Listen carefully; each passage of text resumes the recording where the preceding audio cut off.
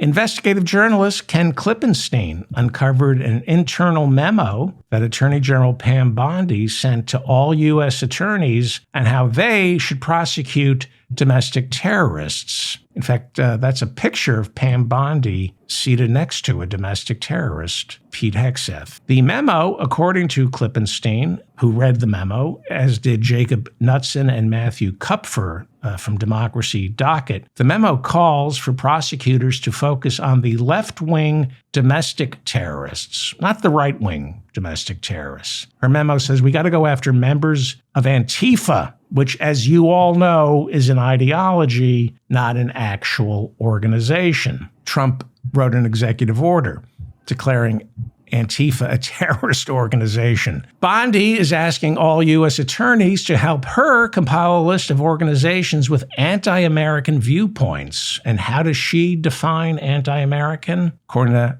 Democracy Docket, people who advocate for racial and gender equality are anti-American, according to Pam Bondi. People who are anti-capitalist are anti-American, according to Pam Bondi. People who are anti-Christian are anti-American, according to Pam Bondi. Well, by those standards, pretty much our entire nation is comprised of domestic terrorists. Obviously, Pam Bondi is confused. So, Pam, in case you forgot, these are domestic terrorists, the people who stormed the Capitol on January 6th. But your boss pardoned all of them. And while that was going on, while the prosecution of the January 6ers was going on, the people surrounding Pam Bondi, including Pam Bondi, didn't want to blame the January 6ers. They wanted to blame Antifa, which doesn't exist. So when that didn't work, they blamed the Democrats. And when that didn't work, they blamed the FBI. Seriously, they said it was a false flag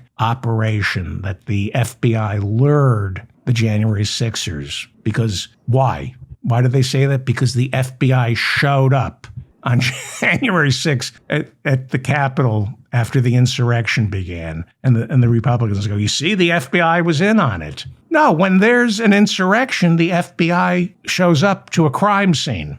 Well, that didn't work. So then they decided to call January 6th a protest that got out of hand. And when that didn't work, well, MAGA world, Pam Bondi, everybody in the current Trump White House, they swerved into sheer lunacy and decided to call the people who stormed the Capitol on January 6th political prisoners, heroes, and patriots. Thanks to Donald Trump pardoning the January 6ers and relying on his MAGA loyalists to phone in death threats to anyone who challenges Trump, Congress had to allocate an additional $200 million for fiscal year 2026 to increase security for members of Congress. $200 million a year over and above what we're already spending to keep the legislative branch safe from Trump and his thugs. That's how bad it's gotten. $200 million a year now to protect Congress. One of the January 6ers, Trump pardoned, had been previously arrested near former President Obama's D.C. home in 2023. He was